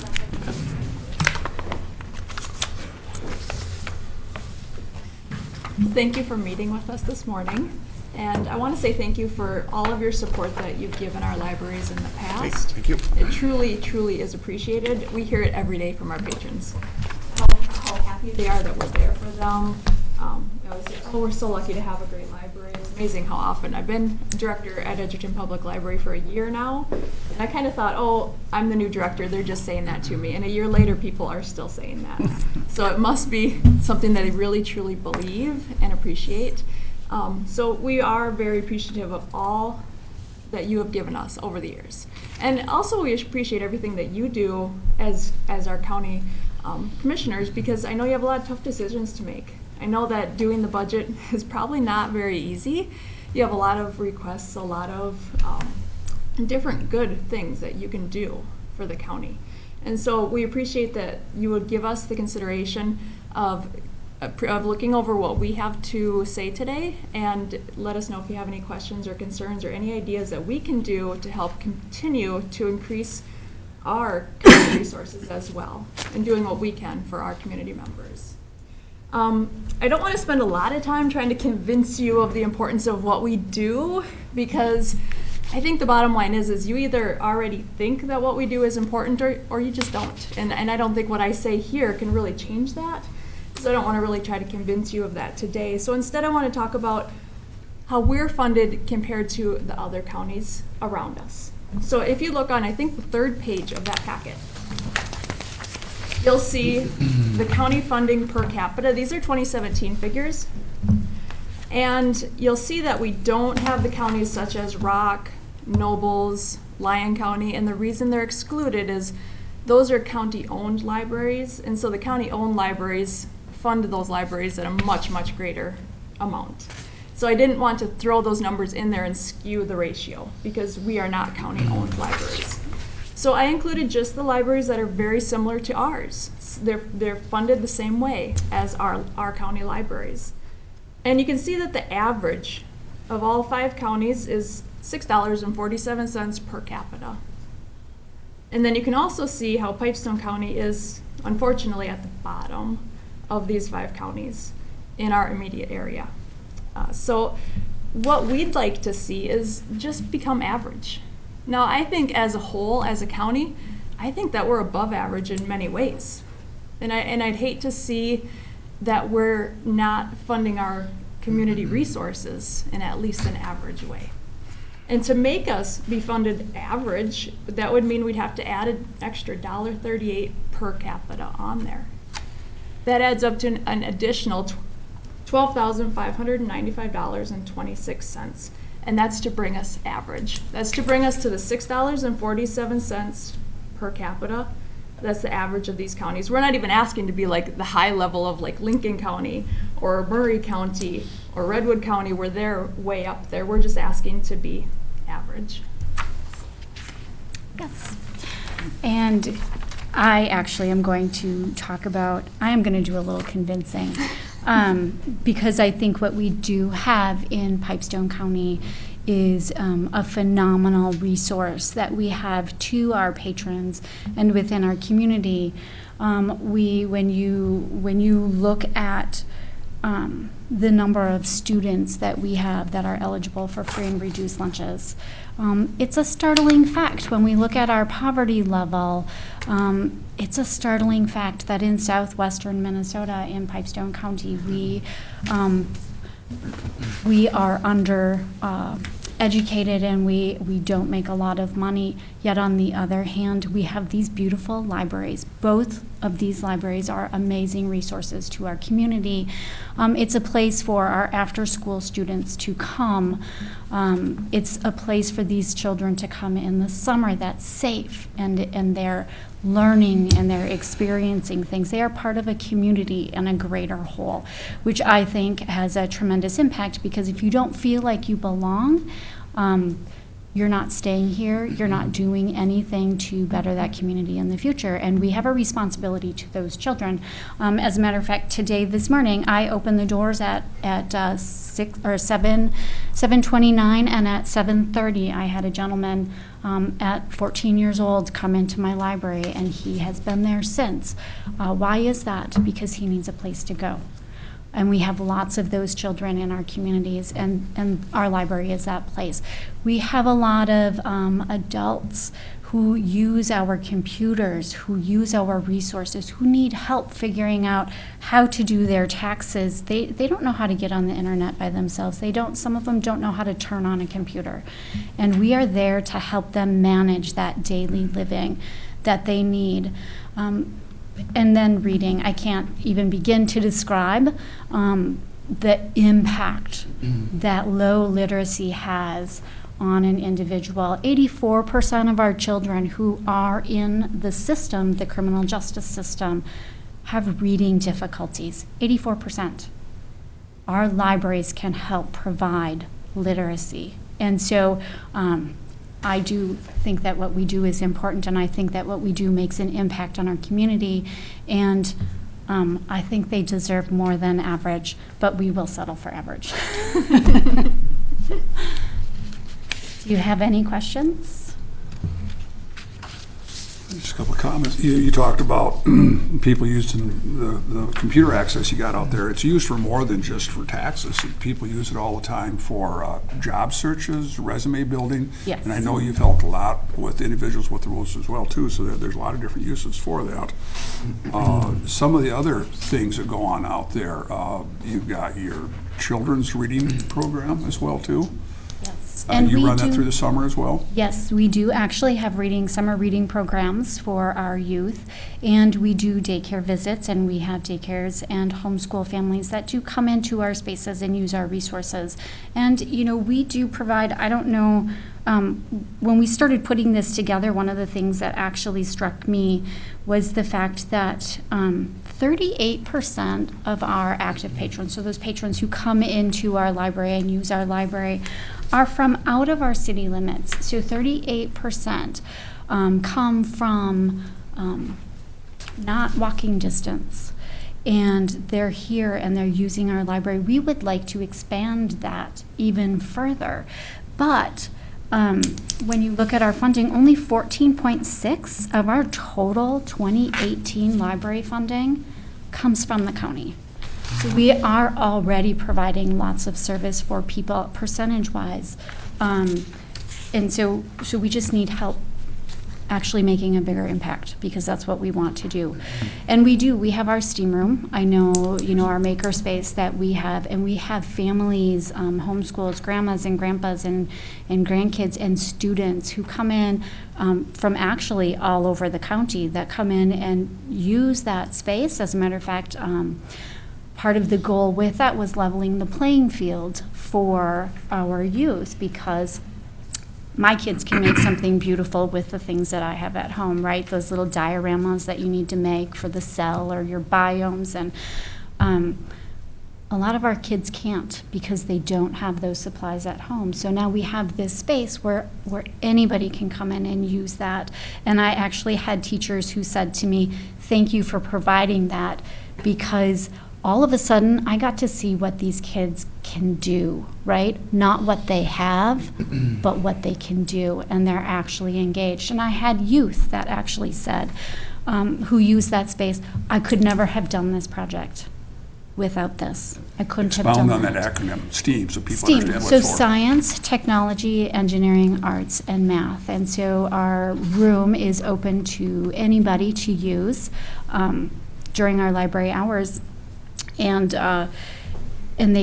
we have tools and supplies to experience and learn new skills and to do things. And that's something, that is very near and dear to Dina and my hearts, is helping our patrons and our community members experience and learn new skills. So. Your guest author program?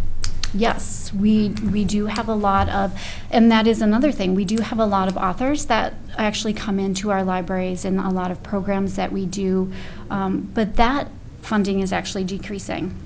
So our legacy, our ability to secure legacy grants starting next year is diminished. We've always had $5,000 we can apply for, and now we'll only be able to apply for $3,500.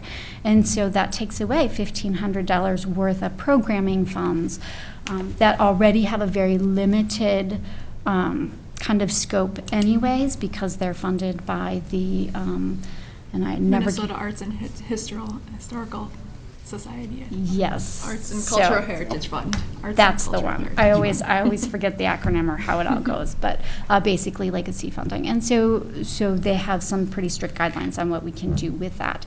And, you know, so in trying to offer different programs, you know, that funding isn't there, so. The library does a lot of great things out there.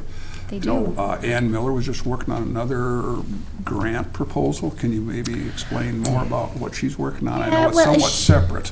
It is separate. It's something that she put together. She just nominated our library for an award. So I have no idea what that will happen, but we did actually, and this is the first public announcement that I will actually give on this, is we are a host community for We Are Water Minnesota, which is a traveling exhibit out of Minneapolis, and that will be coming in 2020, so next summer. It will be here June, July, and August of 2020, and that is a project that we are gathering community partners, and we are partners, our libraries are partners, and so gathering community partners to educate and celebrate what water means to us and what our impact is on water. And so it's just a phenomenal opportunity for our community to be picked as a community host site for that. There are only 6 in the state of Minnesota this coming up year, and we are one of those. And so we'll be working with our partners, lots of partners, to bring awareness on what water really looks like in our communities. I know as we've talked, we've got the 2 formal libraries in the county between Edgerton and Pipestone, but also Jasper has got more library, and I know that you've helped them a little bit too. Can you maybe explain some of the areas that, first, there's a difference between having a place with books and a library. We realize there's 2 different things, but you've been able to help the Jasper. Yes. So when Jasper decided to open up their library down there, we, both Emily and myself, actually went down to Jasper to the library, and we talked with Courtney, and we helped her kind of figure out how to lay out her space and kind of how to divide her collection and how to display that so it's easier for patrons to use. And we purchased all of the stickers, so the sticker system, to help make it easier for them to take care of their collection, as well as their spine labels, and we continue to supply them with the spine labels and the stickers that they need. They just give us a call, say we need some of that, and so if we have extra books that are nice new condition, you know, we always talk with their volunteer that kind of talks between us, and we do book exchanges so that they can get some other books in there, and we also provide books to the we redistribute donated books to the food shelf, so that, again, that's a county-wide place where people who need, if you can't afford to buy food, you can't afford to buy books, and that link between literacy and poverty is so strong. And so we take a lot of books, thousands of books a year, to the food shelf that can be distributed for free. So we are trying to make a much more literate community. So. Is there areas up in Holland as well, too, where people can pick up books? Is there a need Don't they there? have some at the senior center? We have dropped some off at the senior center, and I think we also did one at the hairdressers there, because we're trying to find places where people go. Yeah. guess maybe a couple thoughts I'd like to share as far, and I appreciate the breakdown you got as far as the averages with the counties, but realize, again, it's always difficult comparing apples to apples with population and everything else too. And again, with ours being unique, being part of the school system as well, so we don't really fit into any one particular mold. But that doesn't by any means diminish the financial need that you've got there. We certainly need to and have supported you and will continue to support you, but you realize too the financial constraints that we've got to work with as well too. So I'd love to be able to say, yeah, let's go ahead and give you another 13,000 a year. Well, 13,000 would have a pretty good impact on our levy. So what do you guys think? Can I point out one little thing about the 13,000? I believe we were decreased, was it $5,100? Yes. Dollars within the last 3 or 4 years. So we were decreased already. And then there was the bookmobile that you were funding as well. So when you look at it that way, there's actually been quite a big decrease in library funding over the last, for example, 5 years. Good point. And I also want to point out I'm not part of a school system, so I don't get school funding. Right. Yeah. And I'm not a city-owned library, so. We are getting requests from Plum Creek for more funding as well. I'm sure you're probably aware of that. Right, it wasn't as much this year. Well, they want 3,500, I think, this year. But they're asking for each county now. But, This year, or was that last year's? well, last year they wanted 25, and now it's 35, so they're kind of bumping. And they have expenses too, and their van is worn out, and they're, you've heard those same stories, I'm sure. Yeah, so there's everybody, regardless of their interests, is looking for a little more funding no matter what you're doing, so we're kind of caught in the middle of all that. But, And that is very true. And unfortunately, that Plum Creek asked for doesn't go to directly help offset any of the costs that we have. Right, goes to Plum Creek. Right. And, we also are seeing increases to our Plum Creek expenses. Every year we have There's usually an increased expense for delivery. There's usually an automated expense They're running increase. into a lot of financial buying issues over there. Yep. Their vehicles, their offices are, there's all kinds of needs there that But they I have. do know that they applied, or that they're hoping for additional funding from the state. Well, they do get a grant every year, and that's always it. There was something about reformulating the There's way some- that they some- distribute to the regions. That's their main support is the grant every year, but. Yeah. So our hope is that if they do redistribute and they get more from the state, then that hopefully Will that help. eases what they're asking us for as well. We also had quite a bit of an increase for an extra automation expense this year for a kind of a cataloging expense. And then that will be an ongoing. So this first year was a larger expense, and then every year we're gonna have to pay a little more to Is Plum that Creek. just for in-house stuff, or is that for Plum Creek to make it easier to? They've outsourced another company to do some of their cataloging. So it was basically to clean up the authority files. So it's our online catalog that is used across all Plum Creek systems. And so it's to help people and staff to be able to find books easier. It was to clean up those records that needed to be done. And it makes the website more user-friendly for the patrons when they're searching for books too. I know from being at some of those board meetings, some of the Plum Creek counties are gonna have a difficult time coming up with the 3,500. But that's everybody's got their own issues going on, but.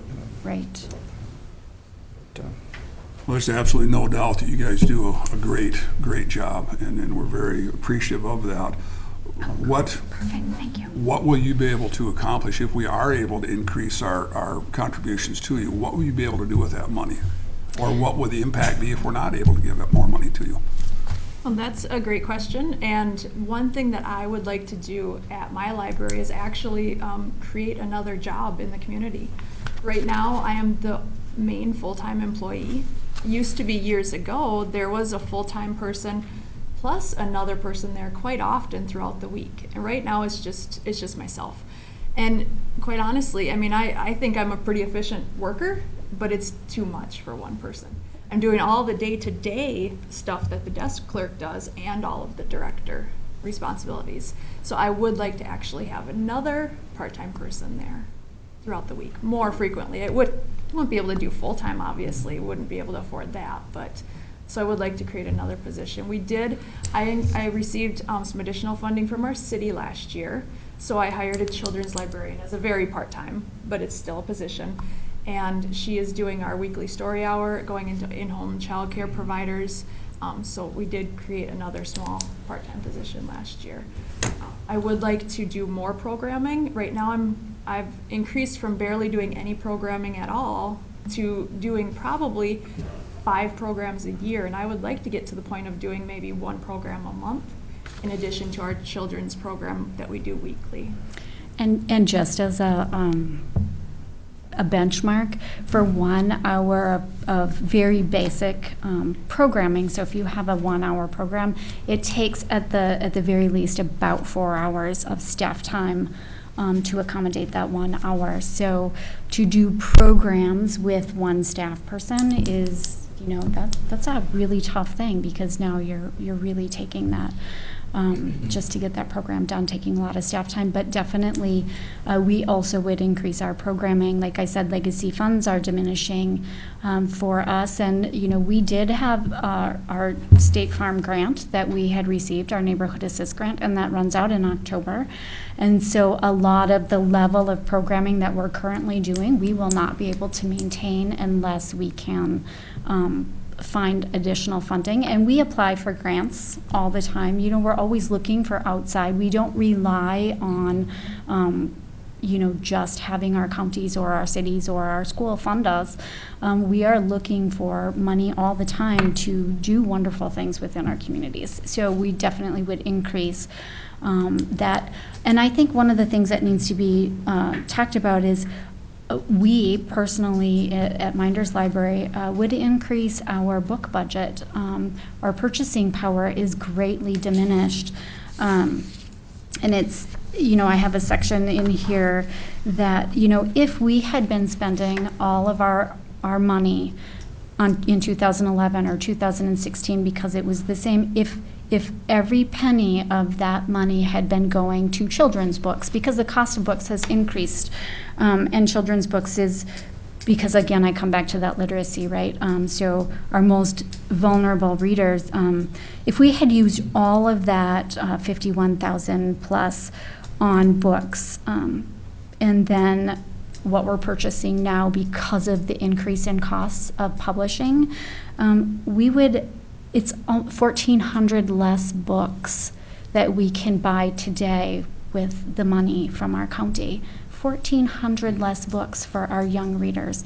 So while our book budget might be very similar, our ability to purchase and to have fresh materials in there for our youth and for all of our patrons, large print in our county is extremely high, our large print and our inspirational materials.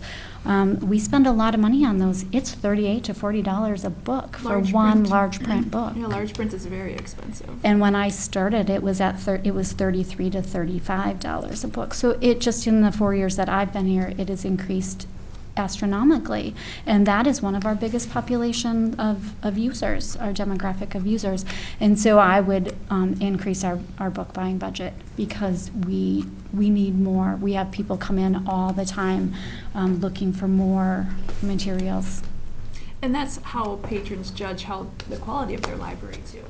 If they walk into a library and can't find any new material or can't find any interesting material, or it's always the same year after year, all of a sudden, it's not a good library anymore. So, especially the adults, they like to have new, they like to have the new releases and the popular books. You, go ahead, Luke.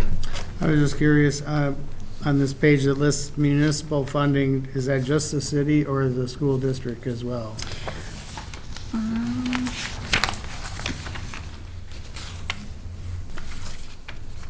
I think this is just the city, so Pipestone. How much do you receive from the school district? $17,000 is what I get, and that has not increased at all since as far back as any records I've ever been able to see. It's been $17,000. Seems pretty late considering it's there. I do get in-kind, our custodial staff cleans, Right. and so we do have that in-kind, And obviously they cover the building. covers the maintenance of the building. So Minders, I think, covered the building. But yes, so it is, that's all we get is 17,000. Thank you. Dan, you had comments? So I guess to wrap this up then, so specifically you're asking for an increase then of the 12,595, that's your ask at this point, and you realize how our budget process works, we're just gathering information at this time. I don't know, when is the date we have to have our not to exceed budget presented? We will be approving the preliminary levy on the 24th of September. It has to be done by the 30th. Okay. Is there, I know myself with the history, we used to fund you more, we fund you less. I don't quite really remember all the nuances of why that was or how that happened. I know that the Plum Creek with the bookmobile being phased out and everything else. So I don't know if, do you guys have, I don't have a real strong feeling. It wasn't being effective. You used very little, and it got eliminated, and some of that funding got taken back in and then split to the two libraries, and then we changed the formula. It got 40-60 split at Yeah. one point, and then at that point, I know the library funding to the Edgerton Library actually increased a little bit. And then the city decided that after complaining several years about additional funding, that from the county, then all of a sudden they reduced their funding. And I think they have stepped back up now. I don't know what level they're even at now, but. We're back up to the 31,000. But they do provide the building and the Yes. heat and the light Yes, and all we're that, very so appreciative of there is all a of big, that. there is And- still a taxpayer involvement there Yes, for sure. yes, but even so, and I will go to them again this year, even taking all of that into account, we are still, again, comparatively speaking. Do the schools there use the library at all? Do Schools kids have come their own in? libraries. I know, but do they come to use any resources from your library? A lot of teachers come for resources, a lot of teachers, and I then. don't suppose it would make any sense to go and ask them for a little bit of funding each year. The schools directly, when they have their own libraries, I don't see how. That and- was back when the library was built, that was something that I was in favor of, is combining that with the public school library somehow. But nobody wanted to do that.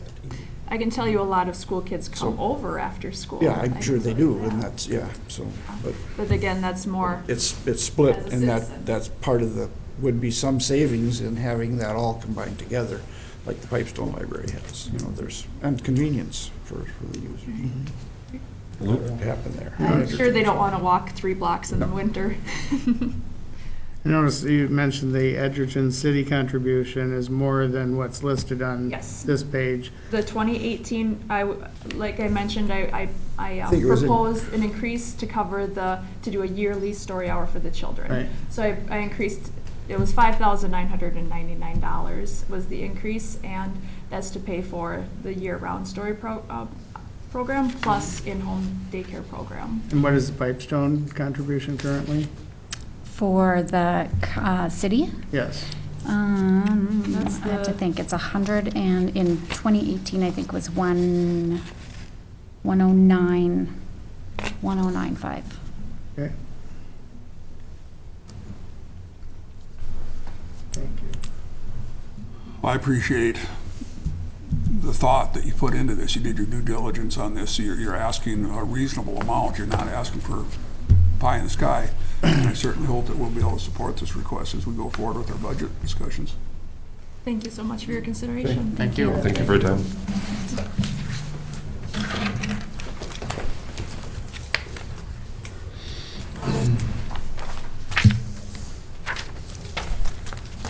Okay, move along. We have Highway Engineer Nick Bergman for the budget meeting.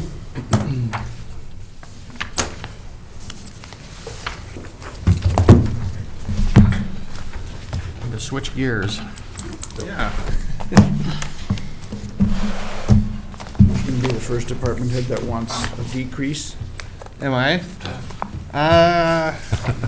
They already took 9,000 out. 90,000, right? Well, I think I'm about the same as last year, so. Take that 90 out of there for that skid loader, you should be. been down. Well, that helped keep it down. Could have been up more, that's for sure, so.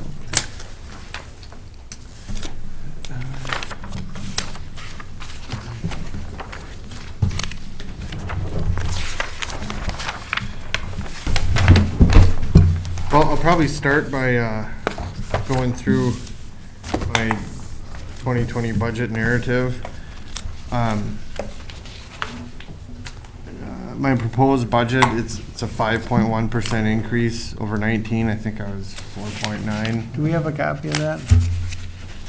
Yeah. I don't think so. I looked through my stuff too, and I don't even remember seeing one from it. Oh, okay. Got some notes on that, but I'll give me a copy of this. Okay. Yep.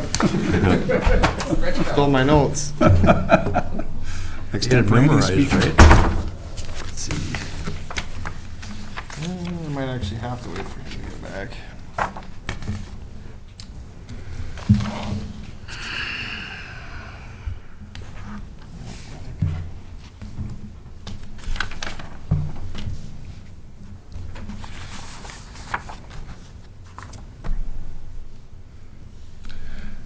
Bruce, in my break, I did run down to that bridge and take a peek at it, so. I don't know if there's anything you can do anything with it. It's hard to move a big hunk of cement like Yeah, that. I want to probably have to take some shots on it or something, but it looks like that slab is settling, which is Probably with frost and whatever too. yeah. Dave always hated those approach slabs for that It reason. doesn't help that it's a little bit of a curve there. Right. either, So that makes it more difficult, you know. I gotta look. There's that little culvert right to the west of that bridge. It's got a bump over it too. I don't know when that one's gonna be replaced, but it might make sense to tear all that out or mill it all and overlay it all together There, from, you know, a couple hundred feet west of that culvert up to that bridge, you some of know. these guys come down there going 75 miles an hour with their four-wheel drive trucks and then they bounce as they go around. Yeah, I saw a couple when I was there. They don't slow down much there and Yeah, that probably part of the problem with the bump, the rate of speed. But okay, so I think you have a copy now, but it might have my highlighting on there. That was just for me, some points I wanted to make sure to touch on, so. I'll start with the major pieces of equipment there. I have a motor grader in there, but I don't really know how we want to do it. If you read that note there, it says, replace the Holland blade or half of 2 new machines in 2021. I don't really have a recommendation on that yet. That Holland blade is the one that blew up just a little bit ago. So it's got a brand new engine in it. It'll be out of warranty soon, the rest of the machine. But if things keep running good, it might be worth rolling the dice on that and trying to get another year of use out of it. You know, that'd be another 1,000 hours or whatever we'd get out of that one. But you don't want to just completely eliminate that because then you got to buy 2 machines and budget for 2 in 1 year. You know, that'd be really tough to do. So that's what I'm looking at now. We'll just keep monitoring it, maybe do a little research, see if we, you know, the main thing left would be the transmission, I guess. So if those have been holding up, we find, you know, a long time, you know, it's probably worth rolling the dice on that, so to speak. So. Well, just considering, you know, what we've been told in the past, that the trade-in on these used vehicles has really gone down badly because there's no market for it. So if you got, like I said, your thought process, I agree with. If you've got a solid engine. Yeah, so I guess it's just what I said. We want to probably monitor it, think about it a little bit more, but we'd be doing one or the other. We'd be either replacing that machine next year, or we'd call that half of 2 new ones, you know, for 2021. Worst case, how much is a transmission? Probably 20,000, 25,000, somewhere in there. So I think that's the way to do it. Or, you know, we need to at least consider running it another year. Because then if you had a new tranny and motor, it'd be good for a while, wouldn't it? Probably, but, you know, it really, you got other things that go wrong on them too. I'm just talking about the big ticket items. You know, where the things that'll put you down for 2 months or whatever and cost 5,000, whatever, so. So you're thinking one half of two machines in 2021? Yep, it'd be either replace the Holland blade in 2020 or put half of two new machines in, and then in 2021 we budget the other half of the two new machines. So it'd be the same money. We'd be Might be more with the increases. yeah, it'd be pretty close. So it's in an effort to kind of keep things somewhat level and not have big If fluctuations. you got a new engine in that one, or a fresh engine, it should be able to run another year with a little bit of care. And Yep. But if we in the winter you have and so forth. right, if we find out though that transmissions are only lasting 7,500 hours and we've already got 7,000, though, maybe it would be a good thing to. But I want to look a little bit more at that. But one of those two things is what we're. What we're gonna Should make the resale worth more than the new engine though. Should, I would think so. Yep. The next item I have on there, it's a plow truck replacement.